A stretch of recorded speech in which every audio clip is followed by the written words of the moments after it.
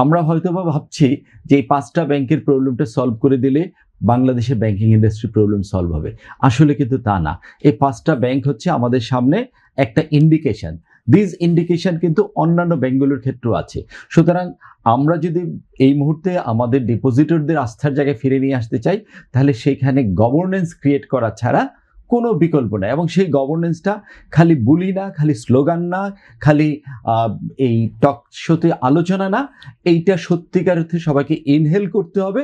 সব মশার বিরুদ্ধে সুরক্ষা দিতে এলো বসুন্ধরা এক্সট্রিম অ্যারোসল, মশার বিরুদ্ধে এক্সট্রিম সুরক্ষা।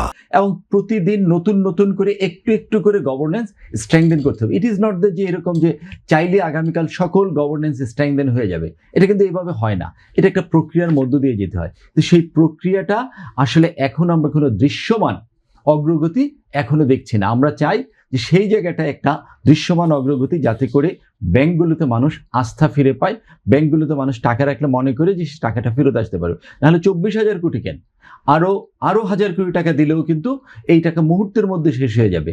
যতগুলো ব্যাংক এই ক্রাইসিসে আছে আর যে পরিমাণ টাকা ছাপিয়ে দিতে হবে, তাতে করে কিন্তু টোটাল ইকোনমি কলাপস করে যাবে, যদি প্রপার গভর্নেন্সের মেসেজটা আমরা আমাদের ডিপোজিটরদের মুখে কাছে ফেরত দিতে না পারি। সুতরাং প্রথম জায়গাটা হচ্ছে গিয়ে ডিপোজিটরদেরকে আস্থার জায়গায় নিয়ে আসতে হবে। হ্যাঁ, আপনার টাকা আমার কাছে নিরাপদ, আপনি আমার কাছে প্রতারিত হবেন না, সেই মেসেজটা আমাদেরকে দেওয়া খুব জরুরি।